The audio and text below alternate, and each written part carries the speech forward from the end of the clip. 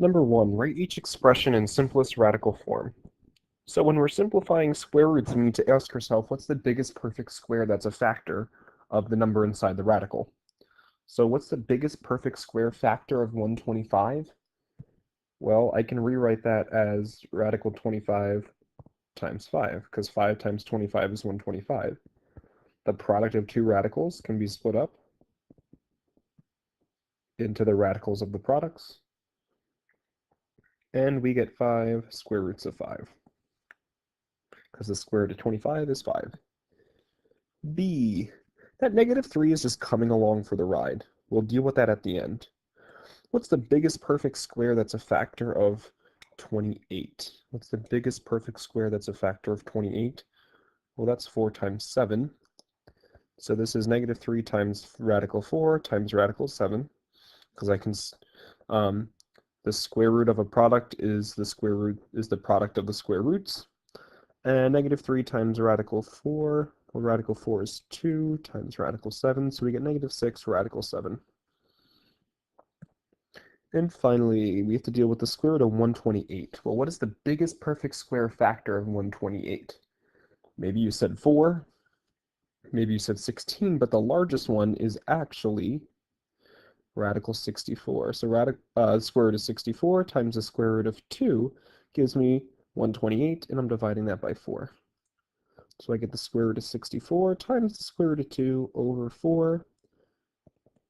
The square root of 64 is 8. 8 radical 2 over 4. I really only do 8 divided by 4 here, so my final answer is 2 radical 2. Number 2, write each expression in simplest radical form. So looking at these two expressions here, hopefully they remind you of the quadratic formula, and the quadratic formula will be coming back to us shortly. And whenever we solve quadratics using the quadratic formula, we always like to have our answer in simplest radical form. So let's deal with the square root of 24. The square root of 24 is what? Well, it's 4 times 6, so that's 2 radical 6. So I have negative 4 plus 2 radical 6 over 2. So I can distribute that division by 2. Negative 4 divided by 2 is negative 2. 2 divided by 2 is 1. So negative 2 plus radical 6 would be this expression in simplest radical form, because I distributed that division by 2. Radical 48. What is the largest perfect square that's a factor of 48? 4 works, but it's not the largest. It's actually 16. So that's radical 16 times radical 3. So I get 4 radical 3. So we have 6 minus 4 radical 3. These two expressions, radical 48 is equivalent to 4 radical 3 over 4. And I can distribute this division by 4. So 6 divided by 4 is 3 halves, minus 4 divided by 4 is 1. So 3 halves minus radical 3. Quadratic formula is coming back. Just be prepared that we're going to need to simplify radicals within it. Express each of the following in simplest radical form. Combine like terms where possible. So, the square root of 25, 5. 25 is a perfect square. The square root of 45. Well, 45 is 9 times 5, so that's 3 radical 5, so plus 3 radical 5. Those two expressions are equivalent. They look different, but have the same value. And the square root of 20, the square root of 20 is the square root of 4 times the square root of 5. So we get 2 radical 5 minus 2 radical 5. Combining my like terms, well, I have 3 radical 5 minus 2 radical 5. That gives me 5 plus 1 radical 5. B, 3 plus the square root of 2 squared. Well, to square something means to multiply it by itself. How do I multiply a binomial together? I have to distribute. I'm going to use a little box here to make my life easier. 3 times 3 is 9.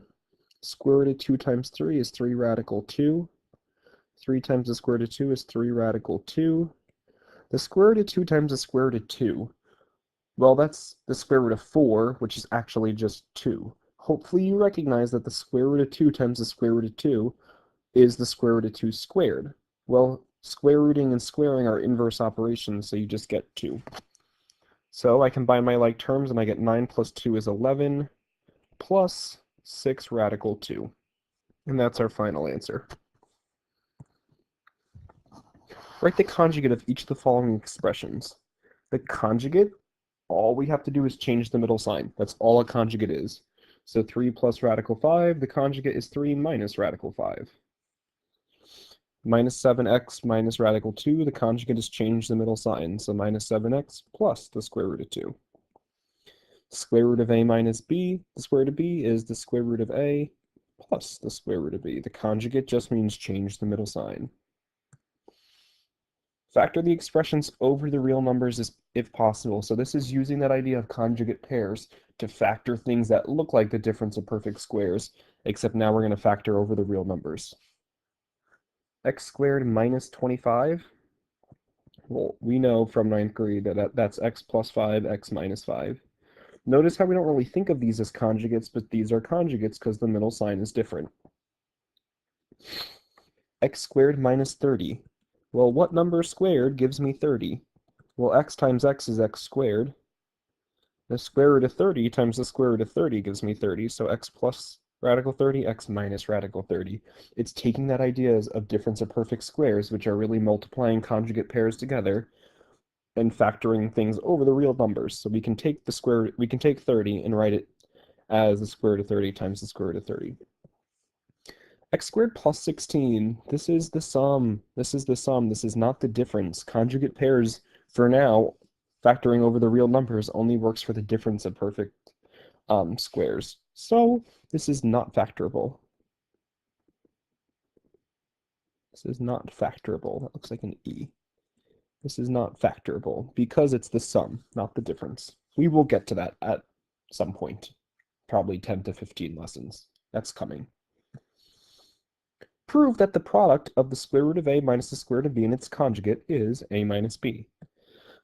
So prove that the product means multiply, of the square root of a minus the square root of b times its conjugate, the square root of a plus the square root of b, is that. So I need to multiply these together and hopefully end up with a minus b. So when I multiply binomials, I distribute. So I get the square root of a times the square root of a. Well, the square root of a times the square root of a is a. Get the square root of a times the square root of b, so plus the square root of ab, minus radical b, square root of a minus square root of ab, minus square root of b times the square root of b is minus b. You could have done this in a table and you would have gotten these same parts. Those middle terms add to 0, so we're left with a minus b as desired.